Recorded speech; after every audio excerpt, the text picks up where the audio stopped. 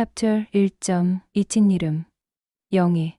낡은 라디오에서 흘러나오는 멜로디가 분식집 안을 가득 채우고 있었습니다. 김영희는 손때 묻은 교자상을 닦다가 문득 손을 멈췄습니다. 손등에는 깊게 패인 주름이 선명했고 눈가에는 세월이 남긴 흔적이 곱게 내려앉아 있었습니다. 라디오에서 흘러나오는 가요는 그녀가 20살 무렵 즐겨 부르던 노래였지요. 그때의 목소리는 밝고 힘찼지만 지금은 먼지 낀 테이프처럼 조금은 갈라진 음으로 들려왔습니다. 탁자 위에는 오래된 흑백 사진이 한 장 놓여 있었습니다. 사진 속에는 1970년대 여름, 논두렁 위에 앉아 해맑게 웃던 소녀와 소년이 있었습니다. 소녀는 수줍게 교복 치마 자락을 붙잡고 있었고 소녀는 곱게 빗은 머리카락에 땀방울이 맺힌 채 곁눈질을 하고 있었지요. 그 사진 속 소녀가 바로 지금의 영희였습니다. 그녀는 사진 가장자리를 손끝으로 몇 번이고 어루만졌습니다. 이게 언제였더라. 혼잣말을 중얼거리며 영희는 한숨을 내쉬었습니다. 그 순간 낡은 문고리가 덜컹 소리를 내며 흔들렸습니다. 문풍지가 삐걱이며 울리는 소리에 그녀는 오래전의 기억 속으로 빨려 들어갔습니다. 저녁 해가 기울던 농촌 마을. 마당 한쪽 장독대 그림자가 길게 늘어져 있었습니다. 아이들은 논두렁에서 술래잡기를 하고 개구리 울음소리가 들판을 가득 메웠습니다. 그 속에서 영희는 낡은 교과서를 무릎 위에 올려놓고 연필로 무언가를 빼곡히 적고 있었습니다. 언니들이 깔깔거리며 뛰어다닐 때에도 그녀는 그 교과서 표지를 몇 번이고 쓰다듬기만 했습니다. 그녀의 눈빛에는 동경과 갈망이 깃들어 있었지요. 방 안으로 들어서면 분위기는 달라졌습니다. 부엌에서 끓는 된장국 냄새가 은은히 퍼지고 있었지만 집안 공기는 무겁게 가라앉아 있었습니다. 마루 끝에서 아버지의 무거운 구두 발자국 소리가 들려올 때마다 식구들은 눈치를 보며 숨을 죽였습니다. 어머니는 재봉틀 위에 올려둔 천을 서둘러 접었고 아이들은 소리를 죽인 채 책을 덮었습니다. 그때마다 영희는 손에 쥔 연필을 꼭 쥔 채 마음속으로만 외쳤습니다. 나는 공부가 하고 싶어. 이 집을 벗어나고 싶어. 다음 날 아침 영희는 비에 젖은 샌들을 신고 학교에 갔습니다. 신발 바닥은 이미 닳아 구멍이 나 있었고 흙탕물이 스며들어 발가락 사이가 시리도록 차가웠습니다. 그럼에도 불구하고 그녀의 눈빛은 꺼지지 않았습니다. 칠판 앞에 서서 선생님이 적어 내려가는 글씨를 따라 적는 순간만큼은 세상 누구보다 행복했으니까요. 그런 영희를 멀찍이 지켜보는 소년이 있었습니다. 구레나룻이 희미하게 돋아나던 얼굴, 남루한 작업복 차림, 바로 동네 청년 기석이었습니다. 그는 아버지 대신 공장에 나가 돈을 벌고 밤에는 동생들 숙제를 봐주며 살아가고 있었습니다. 그런데도 언제나 영희를 볼 때면 얼굴이 밝아졌습니다. 영희야, 오늘도 공부 열심히 했나? 기석이 건네는 말에 영희는 얼굴을 붉히며 고개를 끄덕였습니다. 응, 언젠간 꼭 선생님이 되고 싶어. 기석은 말없이 웃으며 낡은 손수건으로 그녀의 젖은 신발을 슬쩍 닦아주었습니다. 그 작은 행동 하나에 영희의 가슴은 두근거렸습니다. 하지만 집안의 현실은 그녀를 가만히 두지 않았습니다. 아버지는 늘 말했습니다. 여자는 시집가면 그만이지. 괜히 공부 욕심 부리지 마라. 그 말은 가시처럼 가슴에 박혔습니다. 밤마다 불을 끄고 누우면 그녀는 눈물을 훔치며 교과서를 가슴에 꼭 안았습니다. 바람에 흔들리는 창문이 삐걱 소리를 내며 울었습니다. 영희는 잠결에 그 소리를 들으며 몸을 움츠렸습니다. 어둠 속에서 또다시 들려오는 아버지의 구두 발자국, 그리고 알 수 없는 불안한 기운이 어린 영희의 가슴에 깊은 그림자를 드리웠습니다. 체면이라는 이름의 벽. 저녁 해가 지자 마당의 장독대 그림자가 길게 늘어졌습니다. 순자는 장독 뚜껑을 하나하나 닦으며 속으로는 알 수 없는 불안을 느꼈습니다. 아침부터 이어진 사소한 말다툼이 여전히 마음을 무겁게 짓누르고 있었지요. 하루 종일 눌러왔던 긴장이 이제는 터져나오려는 듯 주방 공기에 가득 차 있었습니다. 밥상이 차려졌습니다. 된장찌개 냄새가 피어올랐지만 식탁 위의 공기는 얼어붙은 듯 무거웠습니다. 남편은 말없이 숟가락만 움직였고 딸 미영은 눈치를 보며 밥알만 굴렸습니다. 순자는 억지로 미소를 지으려 했으나 그 미소는 금세 굳어졌습니다. 애 좀 제대로 가르쳐. 요즘 하는 꼴이 영. 남편의 목소리가 낮게 흘러나왔습니다. 숟가락 소리가 짤랑 하고 그릇을 울렸습니다. 순자는 잠시 고개를 숙였습니다. 늘 그랬습니다. 아버지의 구두 소리에 얼어붙던 어린 시절처럼 남편의 낮은 목소리 하나에 온몸이 경직되었습니다. 그러나 그날은 달랐습니다. 마음속에서 오래 눌러왔던 무언가가 들썩였습니다. 여보, 미영이는 아직 어린데 그렇게 몰아붙이지 말아요. 순자의 목소리는 떨렸습니다. 그러나 그 떨림 속에는 낯선 힘이 숨어 있었습니다. 남편은 숟가락을 탁 내려놓으며 순자를 노려보았습니다. 내가 틀렸다는 거냐? 체면도 생각해야지. 애가 이웃 눈에 어떻게 비칠 줄 알아? 체면. 그 두 글자가 방안 공기를 더욱 무겁게 내리눌렀습니다. 순자는 말없이 손을 움켜쥐었습니다. 그 손바닥에 남편의 시선이 박히는 듯 했습니다. 미영이의 눈이 붉어졌습니다. 아빠, 저는 노력하고 있어요. 친구들처럼 학원도 못 다니지만 저도 열심히 공부하려고. 그러나 남편은 말을 끊었습니다. 노력? 남들이 뭐라 하겠니? 다들 비웃을 게 뻔한데. 순자의 귀에는 다시 어린 시절 아버지의 발자국 소리가 겹쳐 들려왔습니다. 남들이 뭐라 하겠니? 체면을 지켜라. 그 소리는 세대를 건너 내려오는 굴레 같았습니다. 순자는 눈을 감았습니다. 기억 속에선 비 오는 날 젖어버린 고무신, 허름한 교복, 구멍난 공책이 떠올랐습니다. 그때도 체면 때문에, 부끄럽지 않으려는 마음 때문에 더 큰 상처를 감내해야 했지요. 체면이 뭐길래 제 숨을 막으십니까? 순자의 목소리가 낮지만 또렷하게 울려 퍼졌습니다. 순간 방 안은 정적에 잠겼습니다. 남편의 얼굴은 붉게 상기되었고 미영은 두려움에 고개를 숙였습니다. 긴장이 한껏 고조된 순간 부엌에 오래된 그릇 하나가 탁 하고 깨져버렸습니다. 마치 이 집안에 오래 쌓여있던 균열이 드러나는 듯했습니다. 순자는 깨진 그릇 조각을 조심스레 주워 담았습니다. 손끝에 스친 날카로운 조각이 살짝 손바닥을 베었습니다. 피가 번졌지만 그녀는 아프다는 소리조차 내지 않았습니다. 오히려 그 붉은 자국이 묘한 결심을 불러일으켰습니다. 이대로는 안 되겠다. 언젠가는 이 벽을 넘어야 한다. 그날 밤 순자는 마당에 나가 하늘을 올려다보았습니다. 달빛이 구름에 가려 희미했습니다. 장독대 옆 담장에는 금이 가 있었습니다. 낮에 미처 보지 못했던 그 금은 오늘따라 유난히 크게 눈에 들어왔습니다. 내 마음도 저 담장 같구나. 그녀는 낮게 속삭였습니다. 발밑의 흙은 차갑고 단단했지만 마음속에서는 뜨겁게 타오르는 무언가가 움트고 있었습니다. 그 순간 골목길 끝에서 누군가의 발자국 소리가 들려왔습니다. 멀리서 다가오는 그림자가 집대문 앞에 드리워졌습니다. 순자는 숨을 죽였습니다. 불길한 예감이 차가운 바람을 타고 낡은 대문 틈새로 스며들고 있었습니다. 문 앞에서의 망설임. 새벽 공기는 유난히 서늘했습니다. 장독대에 맺힌 이슬방울이 은빛으로 반짝였고 마당 구석의 닭은 아직 울지 않았습니다. 순자는 부엌 한 구석에 앉아 낡은 천 보따리를 만지작거리고 있었습니다. 보따리 안에는 여분의 옷 한 벌, 달아해진 교과서, 그리고 작은 노트 한 권이 전부였습니다. 밤새 잠을 이루지 못했습니다.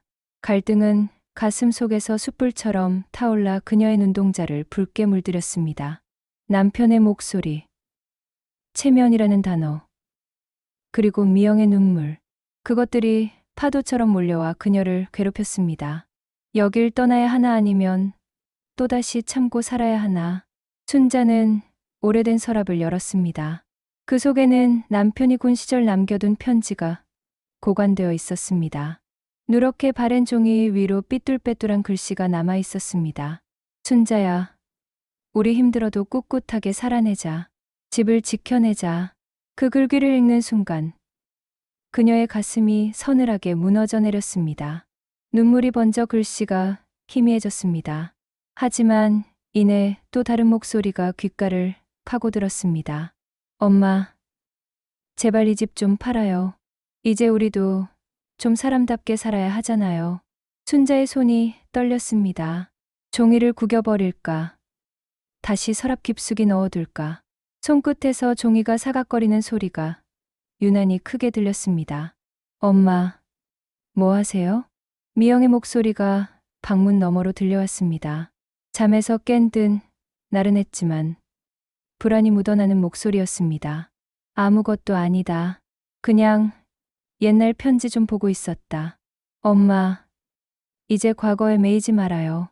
앞을 봐야지. 춘자는 대답 대신 편지를 조용히 접어 다시 서랍에 넣었습니다. 그러나 그 손길은 미련과 결단 사이에서 끝내 떨리고 있었습니다. 해가 떠오르자 순자는 문 앞에 섰습니다. 대문 앞 낡은 손잡이를 몇 번이고 잡았다 놓았다 하기를 반복했습니다. 차가운 쇠의 감촉이 손바닥을 스치며 그녀의 심장을 두드렸습니다. 이 문을 열면 다시는 돌아오지 못할 수도 있다. 그녀는 속으로 중얼거렸습니다. 눈앞에는 좁은 골목이 길게 뻗어 있었고 저 끝에는 아직 희미한 안개가 깔려 있었습니다. 그 순간 미영이 다급히 뛰어나왔습니다. 엄마, 어디 가려고 그래요? 춘자는 돌아보지 못했습니다. 단지 손에 쥔 보따리를 꼭 움켜쥔 채 고개를 떨궜습니다. 잠시 바람 좀 쐬고 오마. 엄마, 제발 우리 버리지 말아요. 엄마가 없으면 우리도 끝이에요. 춘자의 눈동자가 흔들렸습니다. 발걸음은 대문 앞에서 멈칫거렸습니다. 문을 열고 나가면 배신하는 어머니가 되는 것만 같았고 그대로 머물면 자식을 막는 어머니가 되는 것 같았습니다. 그녀는 보따리를 천천히 내려놓았습니다. 대신 손바닥으로 대문을 세차게 밀었습니다. 삐걱거리는 소리와 함께 문이 열렸습니다. 바람이 훅 들어와 그녀의 머리카락을 흩날렸습니다. 미영아, 버리는 게 아니란다. 나는 나를 지키려는 거다. 그녀의 목소리는 낮았지만 단단했습니다. 미영은 울음을 터뜨렸습니다. 엄마, 그럼 저는요? 저는 어떻게 하라고요? 춘자는 잠시 고개를 숙였습니다. 그 눈가에는 깊은 주름이 패여 있었고 거기엔 오랜 세월의 무게가 묻어 있었습니다. 하지만 입술은 굳게 닫혀 있었습니다. 나도 누군가의 딸이었다. 나도 누군가의 아내였다. 이제는 내 인생을 살아야 한다. 춘자는 발걸음을 내디뎠습니다. 골목 어귀로 향하는 그 걸음은 느리지만 결코 멈추지 않았습니다.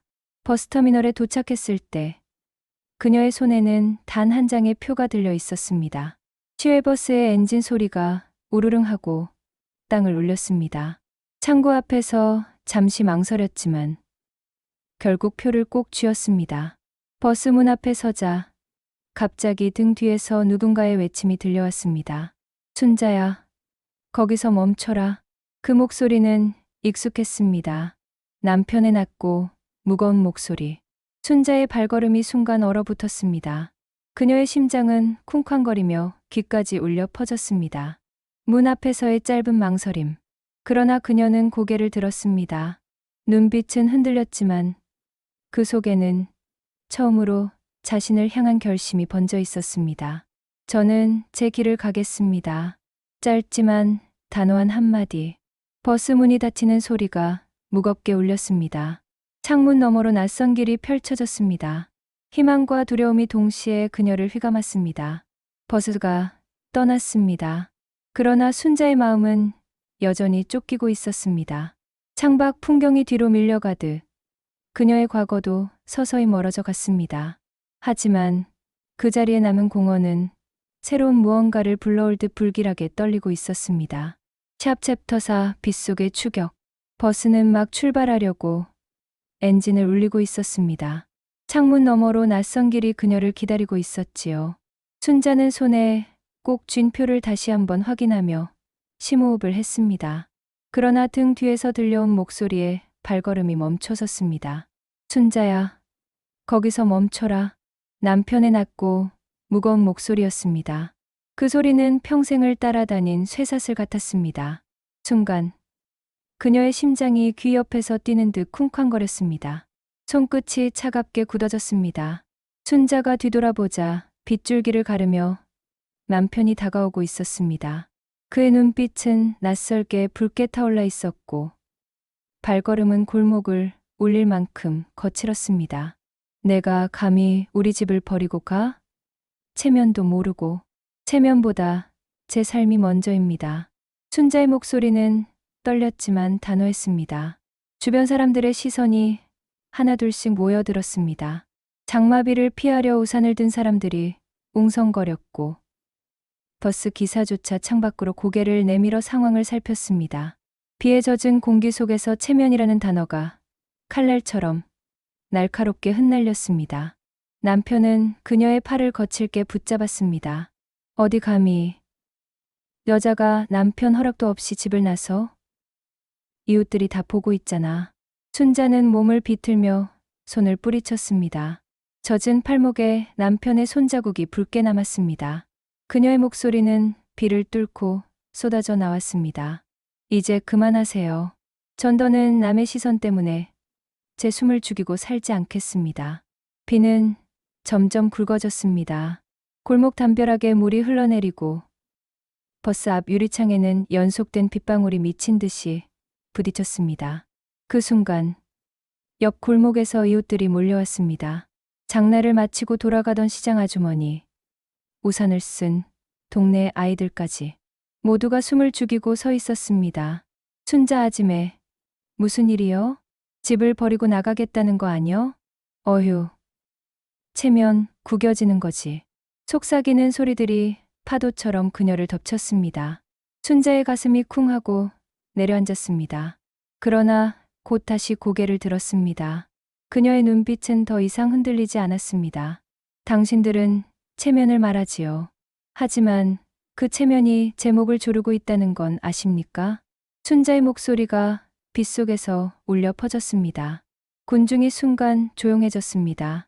남편은 얼굴이 일그러지며 소리쳤습니다. 내가 감히 이런 자리에서 날 욕보여? 욕보이는 게 아닙니다. 저는 제 길을 가려는 겁니다.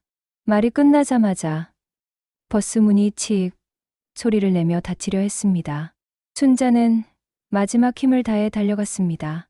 발밑에 물웅덩이가 튀며 치마 끝자락을 적셨습니다.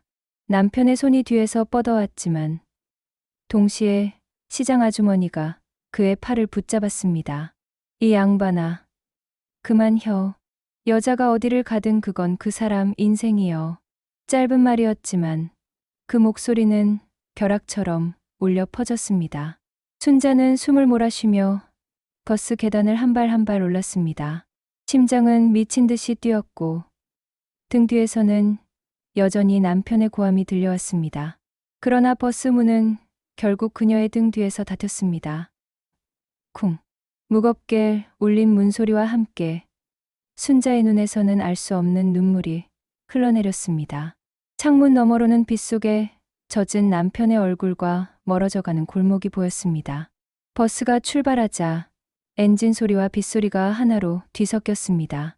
그러나 순자의 귀에는 아직도 남편의 목소리, 체면을 말하던 이웃들의 수군거림이 메아리처럼 맴돌고 있었습니다. 나는 옳은 선택을 한 걸까? 아니면 또 다른 죄를 지은 걸까? 그녀는 눈을 감았습니다. 눈꺼풀 속 어둠에서조차 여전히 쫓기고 있는 듯한 두려움이 발밑을 잡아당겼습니다. 버스는 떠났습니다. 그러나 그녀의 심장은 아직 자유롭지 않았습니다. 창밖의 빗방울처럼 불안은 쉼없이 흘러내리고 있었습니다. 샵 챕터 황혼의 노래. 그 후로 많은 시간이 흘렀습니다. 지금 제 앞마당에는 조그만 밭이 있고 장독대 대신 고무 화분 몇 개가 놓여 있습니다. 아침이면 새소리가 제일 먼저 찾아옵니다. 예전처럼 큰 집이나 북적이는 시장은 없지만 작은 집 한 칸에도 따뜻한 햇살은 공평히 스며듭니다. 저는 여전히 가끔 꿈을 꿉니다. 버스를 타고 빗속을 달리던 날, 남편의 고함이 뒤에서 쫓아오던 장면.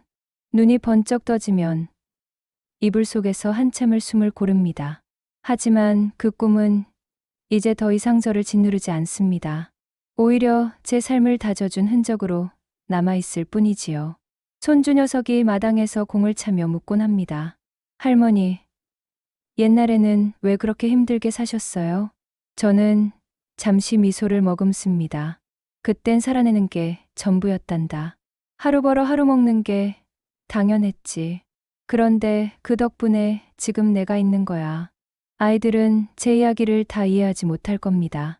하지만 저는 그 작은 눈동자 속에서 미래를 봅니다.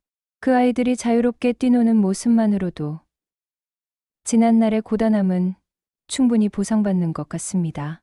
저녁 무렵이 되면 노을이 마당을 붉게 물들입니다. 바람에 흔들리는 빨래가 해질녘 햇살을 받아 은빛처럼 반짝입니다. 그때마다 제 가슴 속에도 조용히 노래가 흘러나옵니다. 아, 그래도 잘 살아냈구나. 어쩌다 딸 미영이 생각이 나면 가슴 한구석이 시어옵니다. 연락이 끊긴 지 오래입니다. 가끔은 미워졌다가도 이내 불쌍해집니다. 저는 알지요. 부모와 자식의 인연은 끊으려 해도 끊기지 않는 거라는 것을. 언젠가 그 아이가 죄책감으로 발걸음을 돌려온다면 저는 아마 아무 말도 묻지 않고 그냥 안아줄 겁니다. 그것이 어미의 몫이니까요. 동네 아주머니가 제게 물은 적이 있습니다. 순자씨, 그렇게 고생하고도 원망은 안 해? 저는 조용히 고개를 저었습니다. 원망해봐야 제 속만 썩지요. 원망 대신 추억을 안고 사는 게 더 편합니다. 사람들은 흔히 묻습니다. 삶이란 무엇이냐고. 저는 이렇게 답하고 싶습니다. 삶은 고난으로 다듬어지는 것이고 끝내 웃을 수 있다면 그 또한 축복이지요. 이제 제 인생에는 두 줄의 선명한 교훈이 남았습니다. 첫 번째 줄, 사랑은 끝까지 지켜야 할 빚이다. 부모가 자식에게 주는 사랑은 대가를 바라지 않지만 그 사랑을 받은 자식은 언젠가 갚아야 할 의무가 있는 법이지요. 그 빚을 외면하는 순간 인간으로서의 도리 또한 잃게 됩니다. 두 번째 줄, 배신은 결국 스스로를 옭아매는 족쇄다. 잠시의 부와 허영을 얻었을지 몰라도 어머니를 버렸다는 죄책감은 평생 그 아이의 발목을 붙잡을 것입니다. 그 족쇄는 세상 어떤 아파트보다 무겁고 어떤 체면보다 날카롭습니다. 해가 저물어 갑니다. 노을이 하늘 가득 굵게 번지고 바람이 잔잔히 빨래 사이를 스칩니다. 저는 마당 의자에 앉아 천천히 눈을 감습니다. 문 닫히는 소리가 멀리서 들려옵니다. 예전처럼 가슴을 짓누르는 소리가 아니라 이제는 새로운 하루를 열어주는 소리처럼 들립니다. 제 이야기는 여기서 마칩니다. 하지만 인생은 여전히 이어지고 있습니다. 내일도 해는 떠오를 것이고 아이들은 뛰어놀겠지요. 그리고 저는 또다시 조용히 말할 것입니다. 그래도 잘 살아냈구나.